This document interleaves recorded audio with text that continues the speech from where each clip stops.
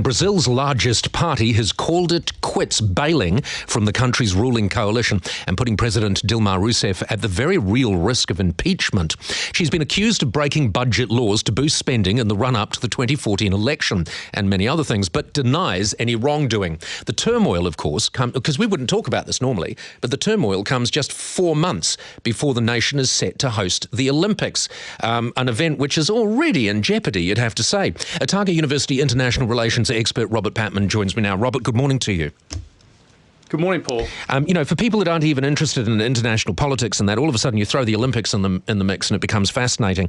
It is extraordinary, isn't it, that the country which would be wanting to capitalise in a positive way as much as possible on hosting the Olympics is falling apart at the very time they're about to do it.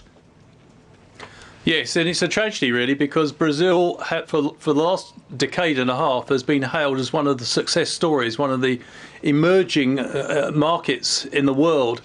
And in 2012, for example, it displaced Britain as the sixth largest economy. But since then, things have been downhill. And it hasn't all been down to the domestic political system. Two factors have propelled Brazil's economic underperformance. One is the falling price of oil, and the second has been the falling price of iron ore, two commodities which Brazil depends on to some degree in its export performance. But the other point you mentioned about falling apart domestically, corruption remains a systemic problem within Brazil, and it looks like, as you indicate in your opening remarks, that the President Dilma Rousseff is facing impeachment proceedings. If you were head of the IOC right now, watching the political turmoil play out in Brazil, how worried would you be?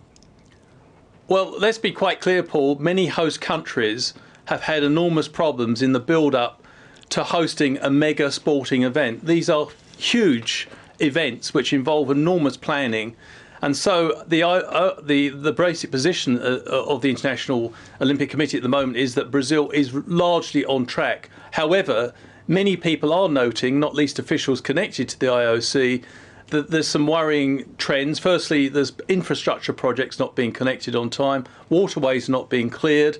There's also Brazil's hospitals are in crisis at the moment through budget cuts and the austerity program, and this is all very worrying when you're about to host a mega sporting event. Yeah. And I think it's causing nervousness amongst many states who are going to participate in the Olympics. Yeah, and one of the interesting things, because we talk fundamentally behind a lot of these problems, is corruption, described as endemic corruption in Brazil.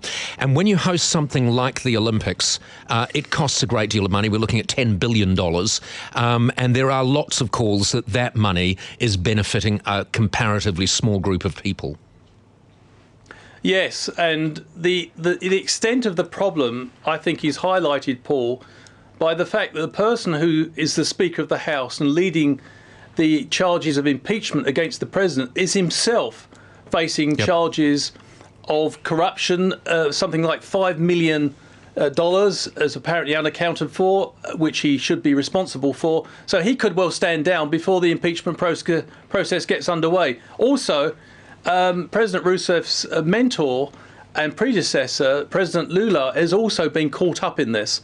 So it's a very severe problem indeed. Would it be overstating it to say that the Olympics in 4 months' time are in doubt as a result of this?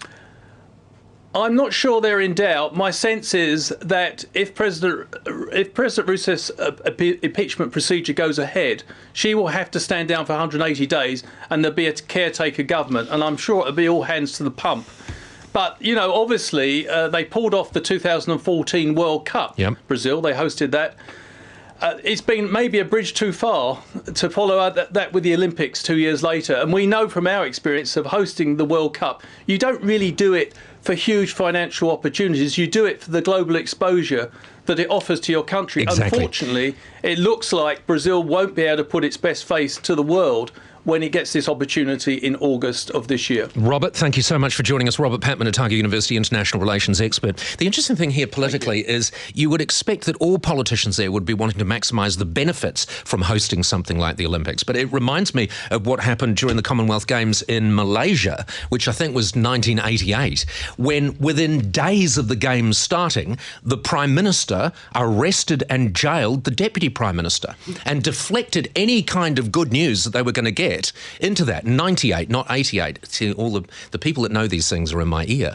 What an extraordinary thing that you would do that at the very dawn of a victory, snatching victory from the jaws of defeat.